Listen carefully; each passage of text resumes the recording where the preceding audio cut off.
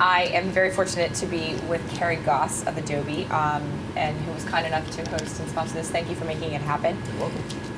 You told me we were talking last night about sort of the suite of tools for publishers and marketers that Adobe has, and you very much so have a very high value, high touch offering for publishers and marketers. And we were trying to figure out how to dissect it, and you had a very interesting epiphany when you walked in the building today. I would love for you to share it. Yeah. So we're in the Leo Burnett building in Chicago, and when you think about the people in this room and the people in this building and how that relates to Adobe, and you think about at this very moment that our tools are being used to create advertising, right? Either through Photoshop or Flash.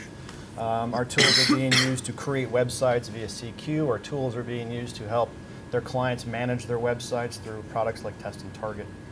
We have inventory relationships already with VivaKey. We have ad targeting through dynamic ad targeting solutions that we use through Publicis and SMG clients.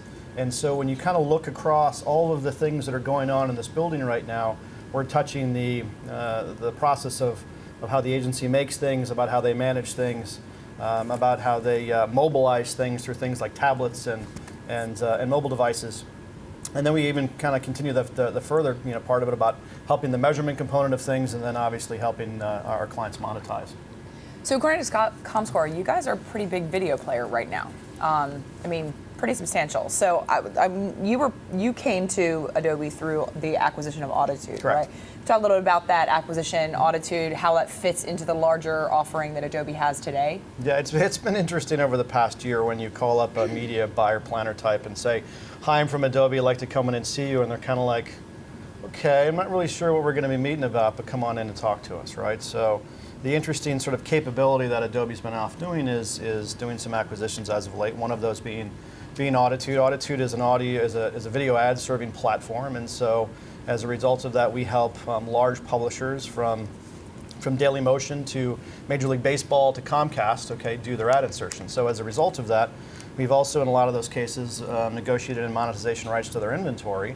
So all of a sudden, the Adobe brand or the Auditude Adobe brand is ranked within the top 10 video players within comScore, and that starts to make you a pretty interesting individual when you walk through the door, offering everything from full episode player to live to top premium content that can be delivered, of course, across the U.S. and internationally.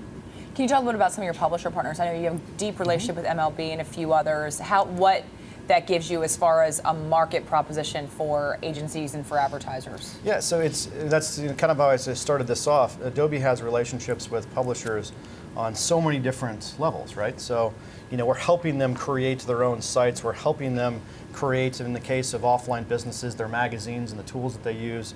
And as they start to migrate online, we're helping them mobilize their content into the tablet and mobile spaces. And then from there's a lot of chances where we're going to continue to move that forward and help them monetize their content. So think about us. We have no interest in kind of building a network on par with an Undertone or a Collective or things like that. That's not our core business, right? We're there to help our customers. We're helped to expand, obviously, the relationships that we have with them.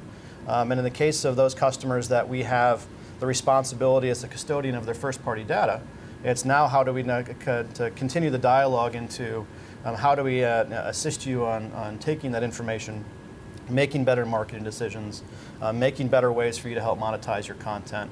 And so we're investing and doubling down in the amount of technology and focus we are to assist those clients. So I think it would be really valuable because I really want to dive into the data that you have and what that allows for as far as media performance and monetization. Yep. So if we can maybe walk through a case study, right? Acme brand. Okay. And they have let's say they're with one holding company. The digital agency is building out their .com, which they're going to monetize through advertising, right, and partnerships. The media agency within the holding company buys their digital and their above-the-line media, buys through the line. They have a traditional agency that's also doing their creative, as well as then extending that to other channels from a publishing perspective. So tell me about the Adobe, because that value proposition I think is where we got to last night. That was of greatest interest to me. Yeah. Taking a step back, when you take a look at our acquisition of Omniture, and so our site catalyst measurement products, we have roughly 70 to 80% of the world's first-party data under management, both on the publisher side of the house as well as the advertiser side of the house. So you take a banking client, for example, right, where both you and I, 10 years ago, 15 years ago, used to have a relationship with a bank whereby you would go inside of it, you would talk to a teller, you would say hi. I remember the good old days where you even had a passbook, right? You go in and that's how you kind of got money. Nowadays, my relationship with my bank is primarily online, and that relationship extends on my ability to access my accounts and transfer money and pay bills and scan things and all the things that are fantastically generated via technology, right? So if you can imagine for a moment that we're helping these banks use their websites to cross-promote offers, to tee up new offers, because we know, based on the analytics that we have in the background, we know who you are, we know what products that you have, we know how you got here, we know how long you've been here, your frequency, et cetera. And so we're working with the marketing departments to be able to sit there and say, hey, we want to put control back into your hands so that you can do everything from offer multivariate testing to teeing up and doing product launching. In this particular sort of example, this particular bank, has only about 30 to 35% visibility into their existing core customer base because they've chosen not to use any sort of data behind their authenticated areas to be able to target, their existing customer base. And so when you're using tactics like trying to rely on log-off pages and things like that to identify who your current customer is, it's very limiting. So imagine being limited with the key place that you're actually having your relations go on with your core customers, being able to A, only reach 30% of them, and B, not really knowing who is this person, what products do they have, and so again, more waste goes into the things that you're doing. So with the idea in this particular example, we have global tags on every single one of their pages. And they have the ability now to literally come in and say, okay, you guys are, we have a very large master services agreement in place. You guys are the custodians of this information for us. Help us get a better understanding of actually using this, both site-side, and then the future is taking that information off site-side and putting it out into the field for advertising, either both in display and video. So, the holy grail here is imagine an automotive company where you can see somebody come in and configure a Chevy Tahoe, and they've spent some time changing colors and patterns and tires, and then they leave. Wouldn't it be a great idea to be able to hit a 5 to 10x frequency over the next 5 days in a fantastic 30-second spot that just is launching the new design of the Tahoe, and being able to have that sort of level of comfort and degree of targeting, basically using the data that you've already been collecting. Yeah.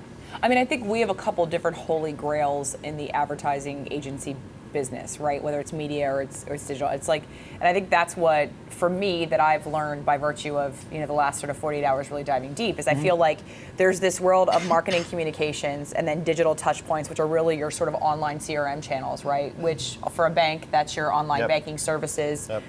For a consumer electronics company, that's your online customer service. And actually now creating, you guys are the connective tissue to marry that to advertising, right? I think it's something that we've been trying to do for our clients for a long time that has been challenging.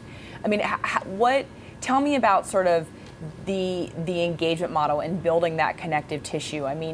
We talked a little bit about the challenges, legal are some.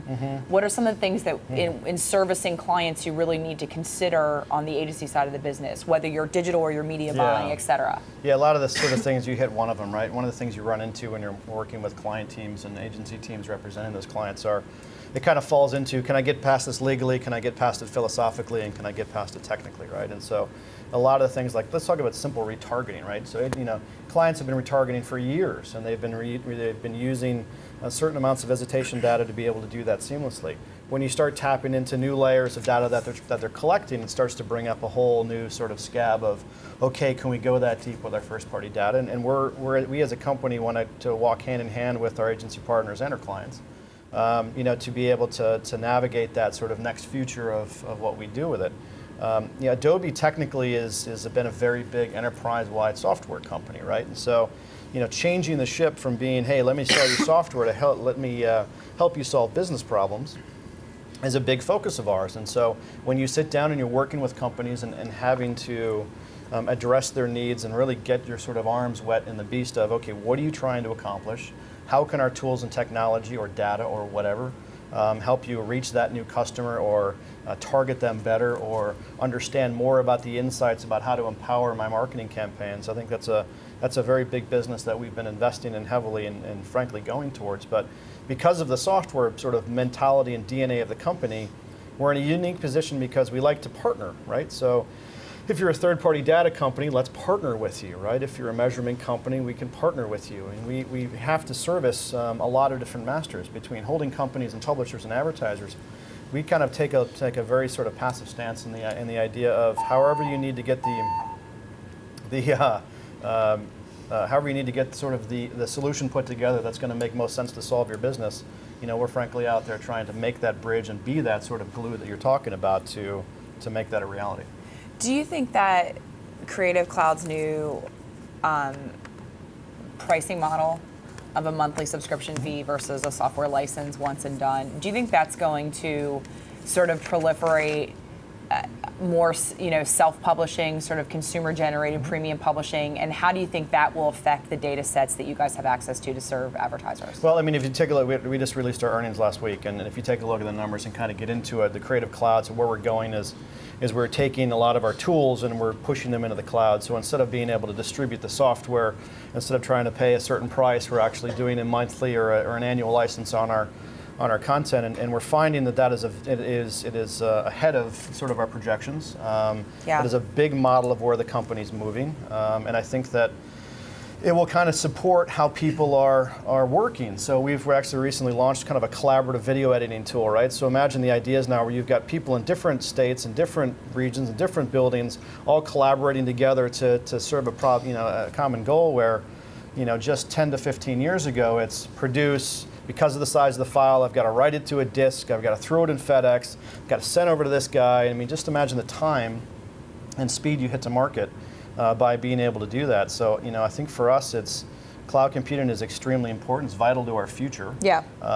We have made huge investments into it. The creative tool side of the business is extremely important from a revenue perspective. But I think what we're finding is that the stickiness of what you can do, the value of what you get once we start layering on new products, the ability for you to, when you start creating ads, in Photoshop, start natively using tags and putting in your site catalyst information to be able to do that, so that the speed in which you can now set these things up are kind of transforming the way that people are publishing. That goes down to the individual level. It doesn't necessarily pertain to just agencies or big companies, but down to mom, pop store, all the way the way through the group. Well, it goes back to what we were saying in the last panel is that if it's cloud-based, that's an audience basically for you, and all of a sudden that adds to the data, which makes what you have a lot more valuable.